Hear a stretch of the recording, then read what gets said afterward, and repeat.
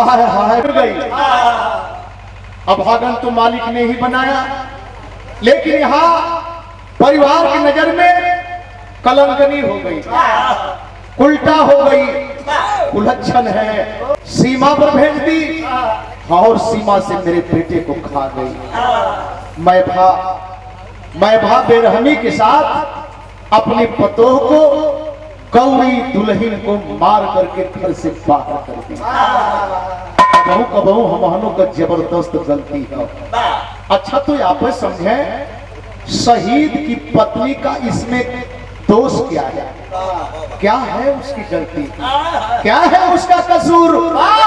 मेरे दोस्त गौर करेंगे। सोच रही है निकल के कहां जाए। नैहर में जाऊंगी तो यही ताना होगा, हर हिताई मिताई जाऊंगी तो यही ताना होगा।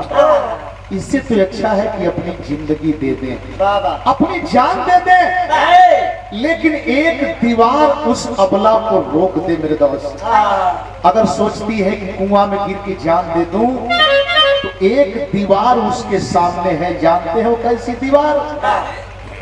एक ही रात में अपने पति के साथ में संसर्ग में मेरे दोस्त शहीद की पत्नी, फौजी की पत्नी गर्भवती हो गई। सोच रही है कैली का उधमपुर में कैली जाके बूढ़ी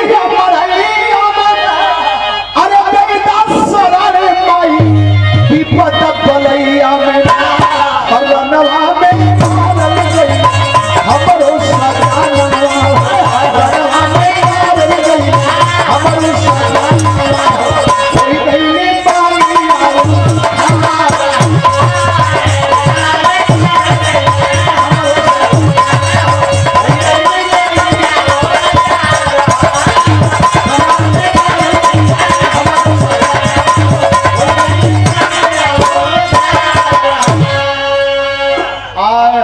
उधमपुर स्टेशन के पास पहुंच गई, यही सोचते हुए मर जाऊं, जान दे दूं, कैसे करूं। आए है वो तो चली गए, लेकिन मेरे पेट में हमल है। गौर करेंगे मेरे बाबूजी, ये सोच रही है, आभास हो गया उसे, एहसास हो गया उसे कि मेरे पेट में हमल है। उधमपुर में स्टेशन के पास गई, भिखारियों की मड़ई है, झोपड़ी है, एक छोटी सी झोपड़ी, जिस झोपड़ी में एक बुढ़िया भिखारन है। बुढ़िया मकारी को देख करके नजदीक में बैठ के रोने लगी। माँ, हमारे आगे पीछे कोई नहीं है माँ, न कोई नैहर में है, न कोई सासुर में है, इस दुनिया में हमारा कोई नहीं है माँ। कहाँ जाऊं माँ, कहाँ जाऊं? लेकिन मतारी तो मतारी, चाहे भिखारन होखे चाहे राजा की माँ, लेकिन गजब ममता बोले हो भैया, गजब वो बुढ़िया माई का ममता धधाई ने आंख से आंसू गिरने लगल।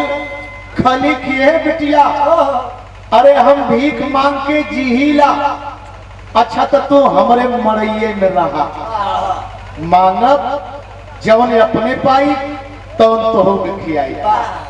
अच्छा तो जरा सा सोचें, एक बहादुर फौजी की पत्नी आज भिखारन के मड़ई में शरण पाती है और हिम्मत बधा दी वो बुढ़िया भिखारन, बेटी कहीं मत जा। अरे पगली, तू जान देगी तुम्हें लोग क्या कहेंगे, तुम्हारे लाश ऊपर थूकेंगे। पगली, बढ़िया हाथ पैर है तुम्हारे पास, बहुत कुछ कर सकती है, लेकिन तू यहीं पर रह बिटिया, यहीं पर रह, मैं जगह देती हूँ। उधमपुर में बुढ़िया भिखारन के झोपड़ी में दिन बसर करने लगी। लेकिन मेरे बाबूजी आया है, अब ये जैन का बात ये जैन छोड़ दें, अब तनी से चले फिर वो पहाड़ी पर जहां पर 7 दिन तक खुदाई हुई थी और जवान नहीं मिले थे। 4 जवानों की लाश मिली थी, लेकिन 2 जवान गायब थे। वहां क्या हुआ था?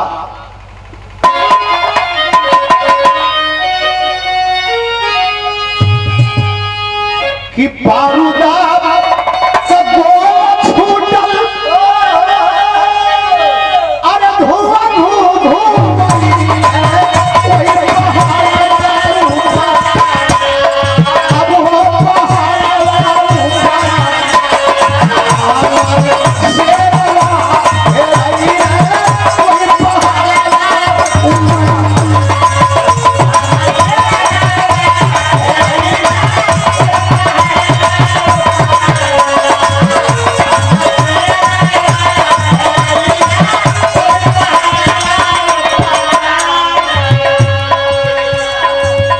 राष्ट्रीय 85 परिवर्तन समाज पार्टी की तरफ से अध्यक्ष माननीय कमलेश भारती, गायक सम्राट स्वर्गीय बेचन राजभर के से आए हैं उलमापुर सगरी से बड़ा अनमोल नाम, स्मरण करने लायक नाम, बड़ा प्यार बड़ा स्नेह। जब हम लोग साथ में कभी खड़े होते थे, क्या वो समय था, एक मिसाल थे और मिसाल दे के चले गए। लेकिन सावनी गुजर जाने पर जल की कदर होती है, आदमी चला जाता है पर कीर्ति अमर होती है। भले बेचैन स्वर्गीय हो गए, लेकिन आज भी उनकी गीत उनको जिंदा कर देती है चाहती। भैया तरफ से एक 50 पुरस्कार, और बहुत बढ़िया बात है कि राष्ट्रीय 85 परिवर्तन समाज पार्टी की तरफ एक पार्टी है, और चाहे जिस भी ग्रुप में हो, लेकिन हर ग्रुप में अलग अलग होने के बाद भी परिवर्तन की लड़ाई है। और एक दिन हमको आपको इकट्ठा होना पड़ेगा। बिल्कुल समय करीब में आ गई है, अब ज्यादा दिन नहीं है। दिसंबर के बाद जनवरी में पता चलेगा कौन लोग कहाँ है, कौन लोग कहाँ है।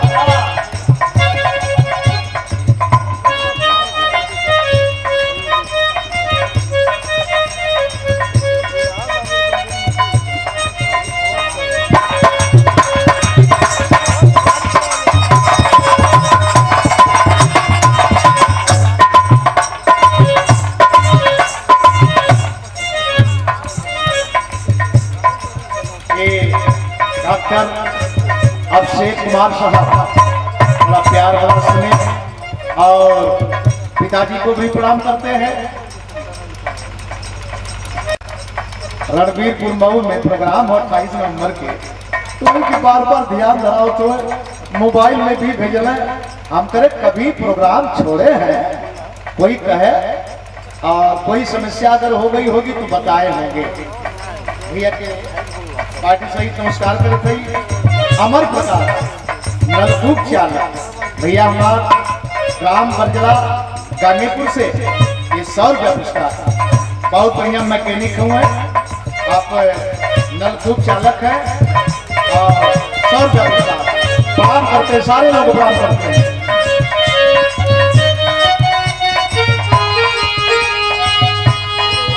बारूदा का गोला छूटल, अरे धुआं धू धू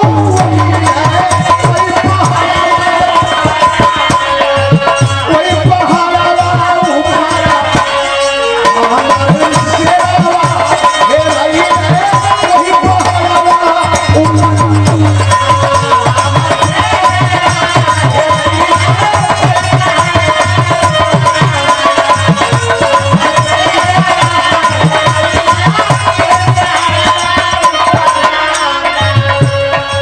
समय चारों जवानों को गोलियां लगी, गिरते समय उनका बम गोला फट गया। पहाड़ पर इतना नुकसान हुआ, आया है उसी बीच में हमारे दोनों जवान साइड से थे। 4 जवान एक तरफ से चल रहे थे, 2 जवान एक तरफ से थे, बच तो गए, लेकिन जब पहाड़ फटा उड़ा, दोनों जवान घायल हो गए। घायल हो गए, पहाड़ से नीचे गिर गए, रास्ता भटक गए, लेकिन गए कहां पर? गिरत पड़ गई झेल नदिया के किनारा, कोई पहाड़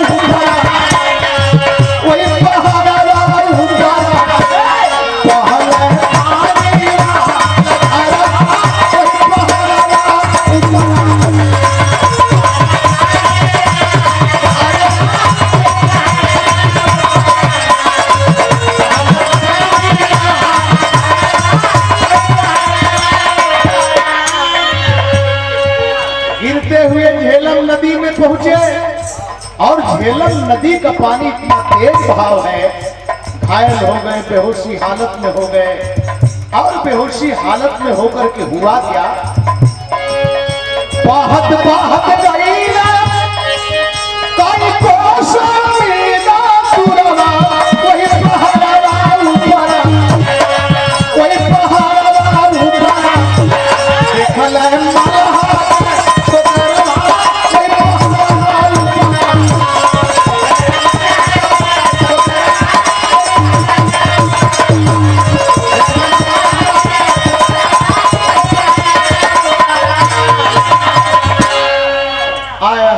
बाबूजी बहते हुए बहुत दूर निकल गए। दोनों साथी, कोई आगे है कोई पीछे है, कोई आगे है कोई पीछे है। लेकिन बहुत दूर निकलने का मकसद क्या निकला, क्या देखा किनार पर मछुआरा मामट मल्हा, जो चीनी मल्हा था, मामट मल्हा देखा, सोच गया आखिर में ये क्या देख रहा हूं। देखे बहुत दूर निकल गए, पाकिस्तान पीछे है, चीन आगे है, भारत सामने है। लेकिन मेरे दोस्त मामट मल्हा ये काम किया, चालाकी किया, बारीकी किया, किया क्या,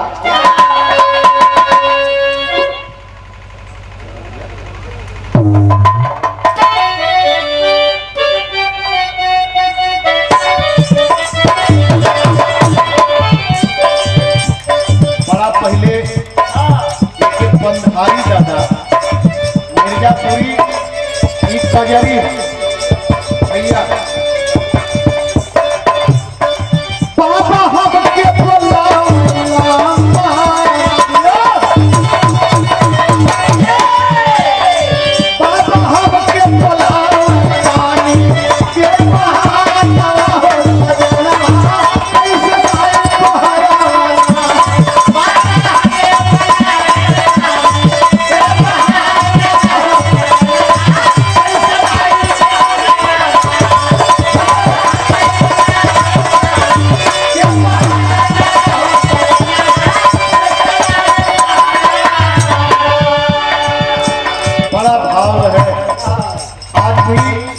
मिर्जापुर, मुगल सराय, बनारस कजरी का बड़ा भाव है, बहुत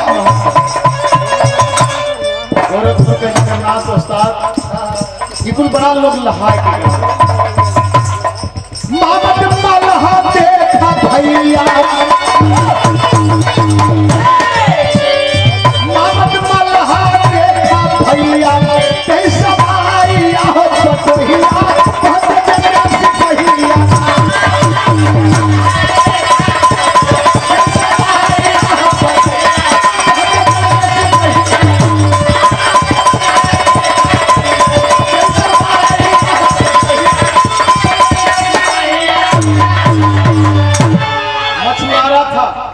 अच्छा नाविक था, अपनी नैया दौड़ा दिया। और जब नैया दौड़ा दिया तो हुआ क्या, खींच के उन्हें किनारे जीवित लाश दोनों की पाया, जीवित लाश दोनों की पाया। कुछ दिन तक पास में आई, कुछ दिन तक पास में आई, सुंदरता बिक दिया बना, सुंदरता बिक दिया बना, लगा के हाथ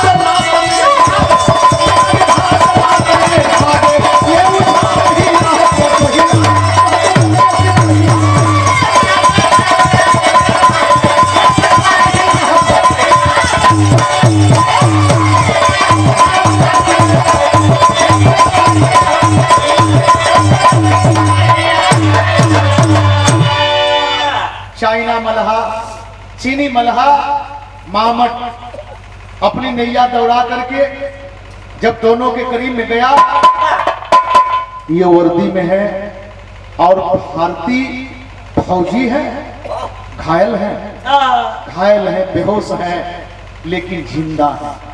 नैया पर लाद करके बाहर लाया, दवा वगैरह करवाया, और जब दोनों अच्छे हो गए तब जाके पता चला कि हम कहां हैं और किसके सामने हैं।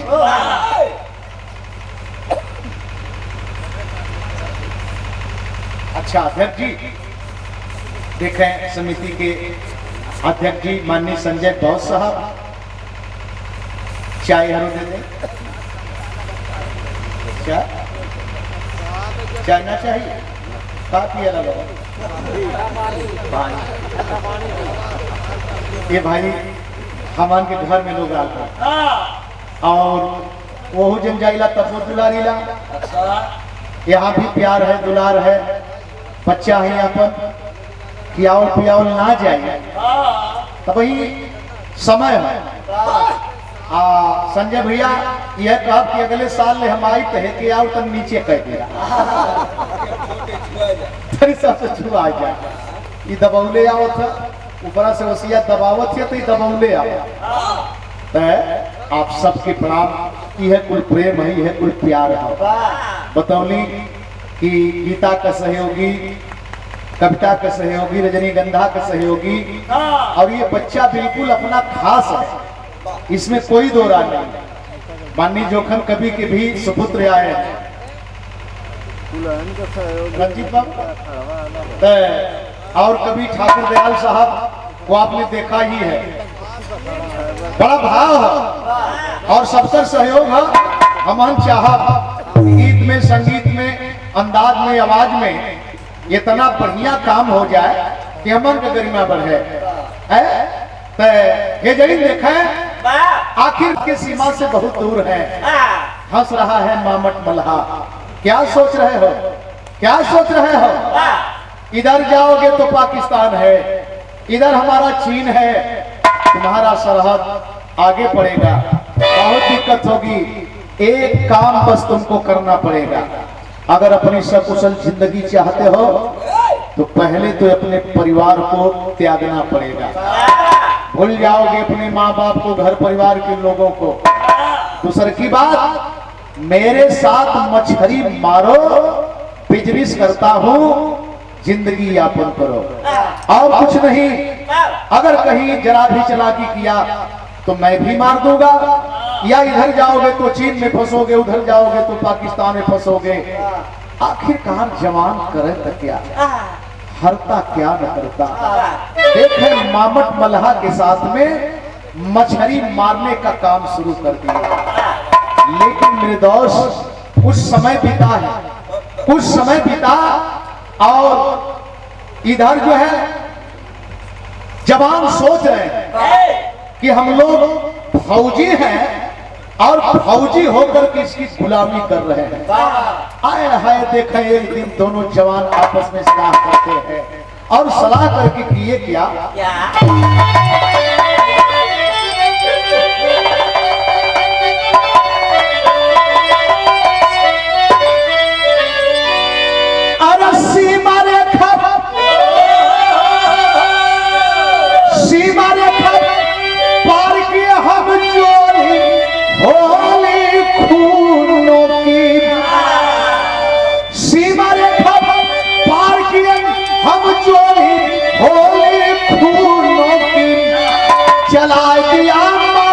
दोनों पर गोली होली खूनों की।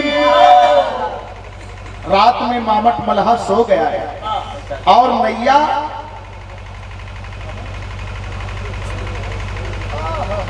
बिटिया ने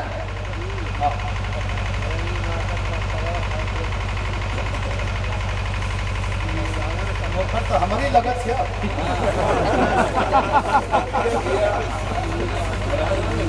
छोटी बिटिया हमारी और हमारी भी छोटी बिटिया एकदम तनिसा मतलब वो बीटीसी कर चुकी है, अभी बच्चा है, लेकिन चेहरा अगर सामने कह दे लिया दोनों बहन खर्चा का करे के पड़ी, इन लोग के पाके कमा थे जा है तो ये मन खर्चा में कौन डर है। तू अपन पैसा ले लिया तो वो बन से मत खर्चा कर। हाँ तो के दिक्कत ना हो, बेटी का शादी पड़ल है, कपार चढ़ रहा था देखा बेटी का होनी। बहुत बहुत धन्यवाद। लेकिन हुआ क्या, आखिरकार मामट मल्हा देखा रात में नैया दौड़ा दिया। अरे साले भारती धोखा कर ही दिए। लेकिन मेरे दोस्त जब मामट मल्हा गोली मार दिया तो हुआ क्या? अरे जाग गए धरती तक रक्षक, आवाज रात में सुनी के हो पंकज की लाश रोहू में नाचे, देख के माता ठन के हो। अरे हम ही बस कहा भेद खोली होली खूनों की, हम ही बस कहा भेद खोली होली खूनों की, गूंज उठी होली खूनों की।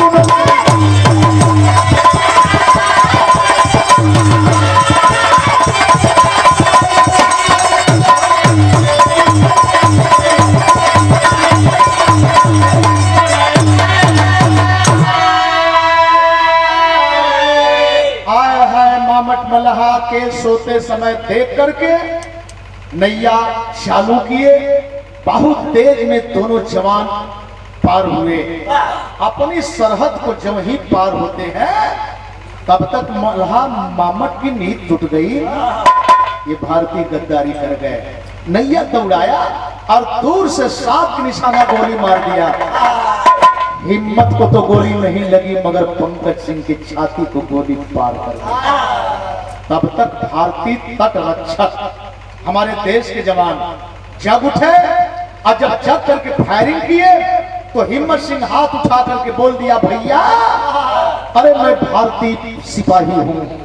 और जब ये बात सुने मामट मल्हा को इधर से दौड़ाते हैं, लेकिन मामट मल्हा फरार हो गया, निकल गया, बच तो गया। लेकिन मेरे दोस्त पंकज नहीं बचा। पंकज की लाश फौजी गाड़ी में लाद करके पंकज की लाश गाड़ी में लाद कर कौन गांव में आई हो। आया है गांव एरिया की जनता टूट पड़ी, तब सब ही आंस बहाई हो।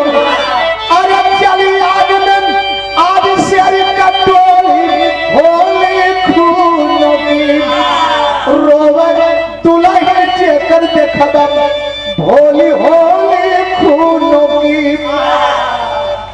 वो भी तो नौजवान था। पंकज की नई नवेली दुल्हन मोकामी गांव में जब लाश आने से पहले सूचना आई हेड क्वार्टर से, आया है मेरे दोस्त एरिया इलाके में हड़कंप मच गया।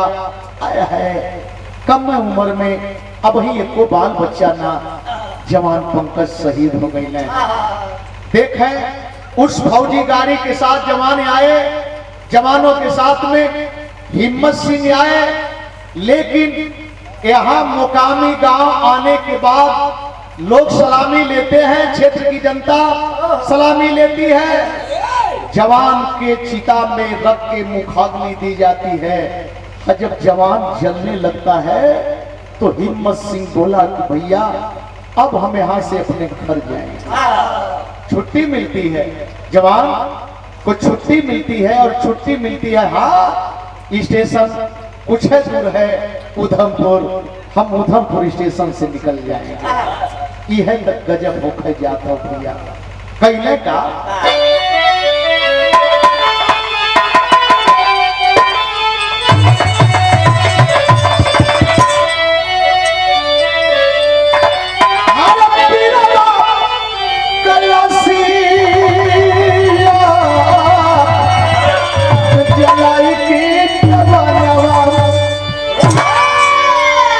पहुंचा उधमपुर स्टेशन नवाटी हो।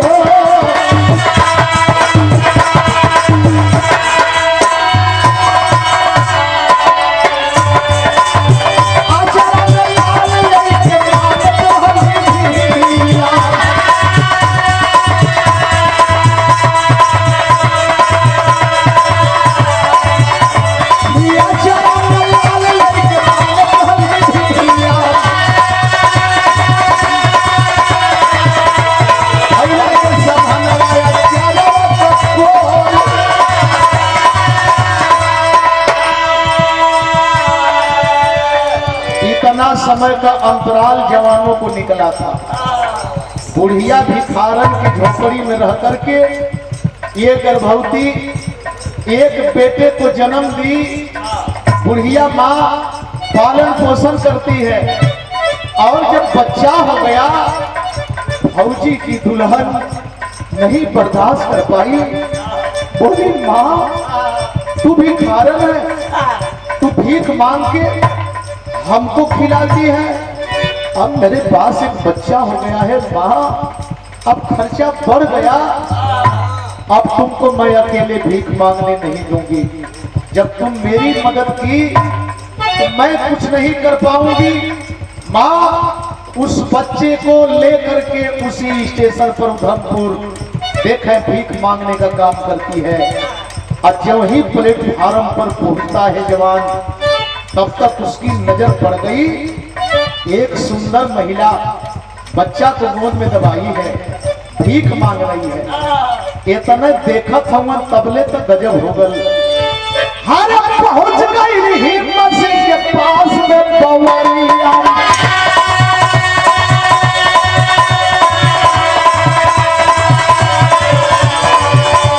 देगा कुछ बाबू कहीं हथवा के चोर,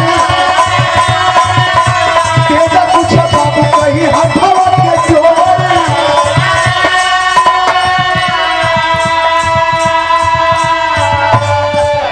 एक फौजी की पत्नी, क्या कसूर था उसका?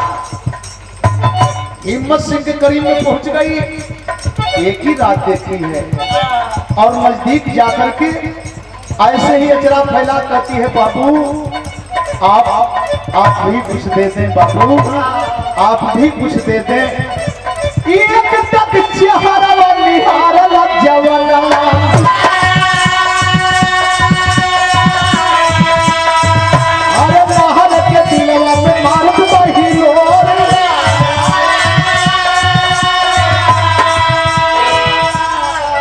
हिम्मत सिंह फौजी जब देखा उस औरत को, उस नई नवेली दुल्हन को, आभाग होकर के नीचे ऊपर देख रहा है, नीचे ऊपर देख रहा है, यही सोच रहा है अरे हम सकल कैला जैसे गौरी मर दुल्हिया,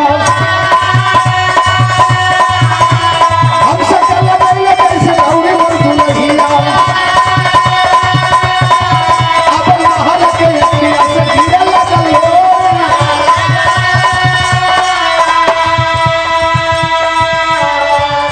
रुमाल निकाला, अपनी आंख पोंछ रहा है, यही दिमाग में है, एकदम हमरे गौरी मती नहीं बर्दाश्त कर पाया, बोल बैठा अरे हो सुंदरी, इतना सुंदर चेहरा है तुम्हारा, अनमोल हीरा लेकर के इसको कवच बना करके तो भीख मांगती है। अरे कैसा है कमीना इस बच्चे का बाप है, इस बच्चे को हार बना के कवच बना के और तुमको सहारा देकर के भीख मंगवाता है। कलश की बाबू हमके जवन कहे तो कहला साहेब, लेकिन हमारे बच्चा के बाप के मत कुछ कहा साहब, ये बच्चा के बाप के मत कुछ कहा साहब, मत कुछ कहा साहब, मत कुछ कहा। कहा क्यों? बता रही है हर हर कैसे हमारे मैया का सेवरा,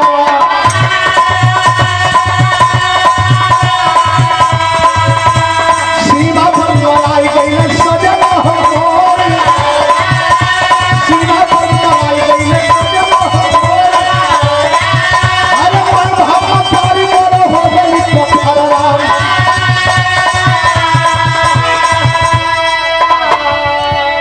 मत कहा साहब, बच्चा का बाप ऐसा है जब वर्दी पहने न तो तोहरिए मती लगे, लेकिन हम अभागन है कि पहली रात मुलाकात भइल, हमके निशानी दे गईले, यही लिए यही बच्चा के पास ये पहले हम जियत नहीं, हम ना जियल होती साहब, इतना दूर तक ना रहल होती, लेकिन उनकर निशानी ढोवत है।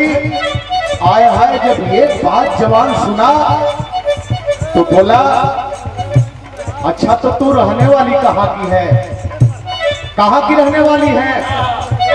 मेरे दोस्त ना बर्दाश्त भर जब जवान सवाल किया तो क्या कहा? अरे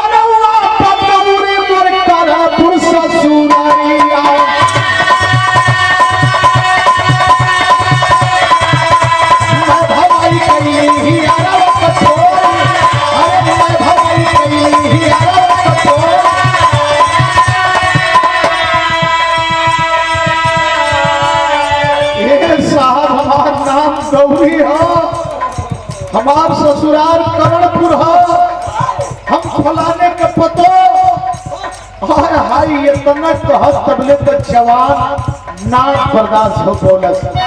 हरे इतना सुनत भइले भरया कवरिया, कि इतना सुनत भइले भरया कवरिया, कि झूठे नर नारी मचल भाई को।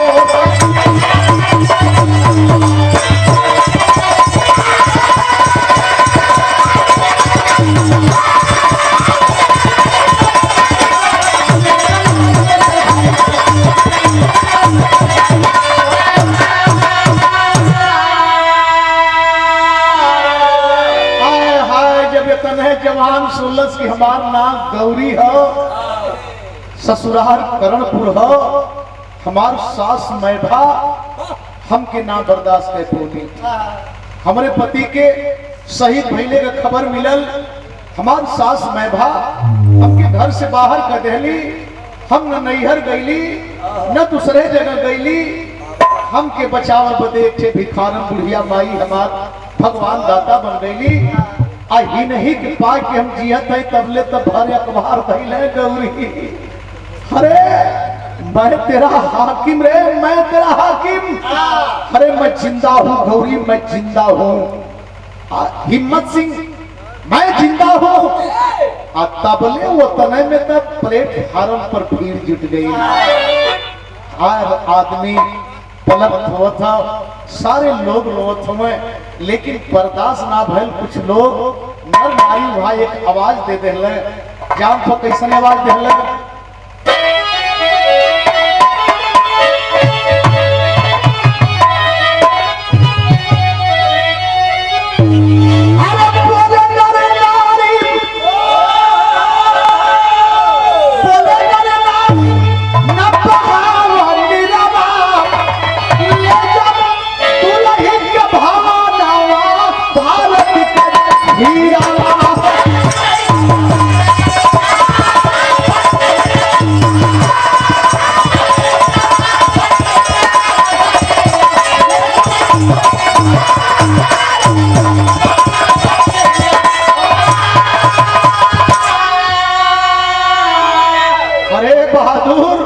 फौजी आप रोवत हुआ, रोवा मत, रोवा मत।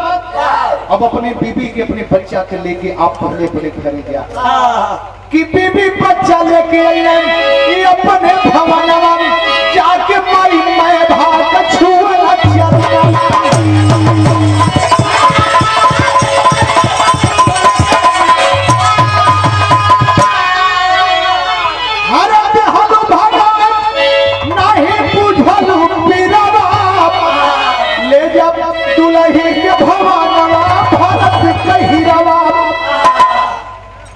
बीबी को बच्चा को साधन किए। आज जब अपने गांव करणपुर आए उधमपुर से, एक बार जब लोगों के पता चलल कि भाई हिम्मत सिंह जिंदा है और हिम्मत सिंह अकेले ना अपने दुल्हन गौरी के लेके, गौरी की गोद में अनमोल हीरा है ओके लेके आया है। पूरा इलाका जुटल, लेकिन एक बार मतारी के पैर पकड़ लें, एक बार अपने बाप का पैर पकड़ लें, अपने मतारी के सामने एक बात कहला कि माई आखिर में तू नारी हो ना, मतारी हो, नारी हो। एक ठे नारी की पीड़ा के ना पहचान बोलू, एक ठे नारी का पहचान ना कर बोलू, तोरे अंदर एक ठे लालच हो गई। ये घर द्वार सारी जमीन जायदाद का लालच हो गई। तो एक काम करा माई, ये जमीन जायदाद का तुम मालिक है और रहबो कि लेके रह माई अपन घर दुआरा, तोहरी ऐसा मैं भाग करना चाहिए तू।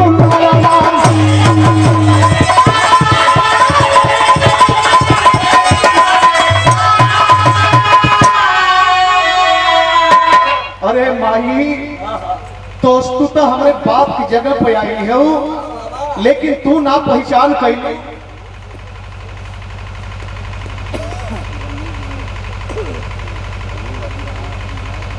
अच्छा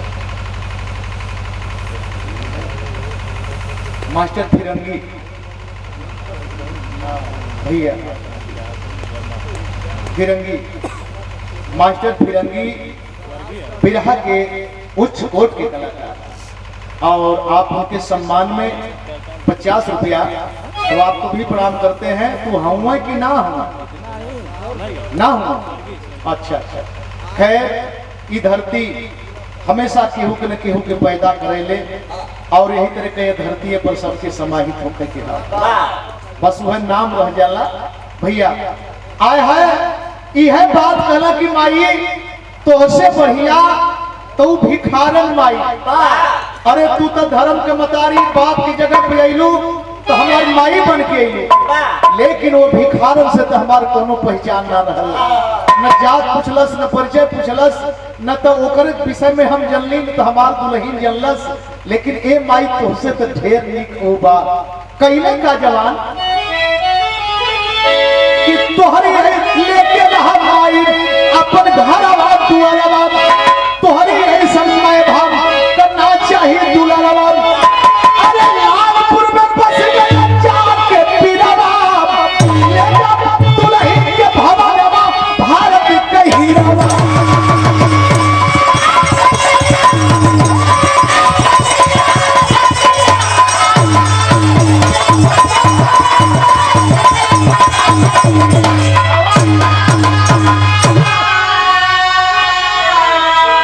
और वहीं से अपने पत्नी अपने बच्चे को फिर साथ में लेता है।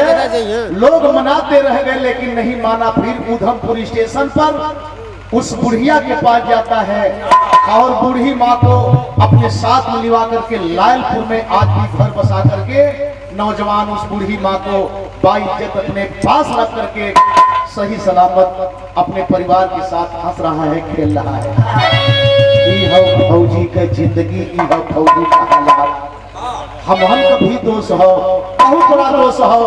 अगर बेटा मर जाता कहीं शहीद हो जाता तो हम तुरंत उम्र परिवर्तन कर देते। नहीं मेरे दोस्त, उसके जगह पर अगर आई है और उसमें भी कहीं न कहीं परिवर्तन देखने को मिल रहा है। कहीं पर तो ये भाग गई गुरु बिहारी गुरुदेश का खत्म हुआ दस्तान, विमल चंद्रिका कवि के सब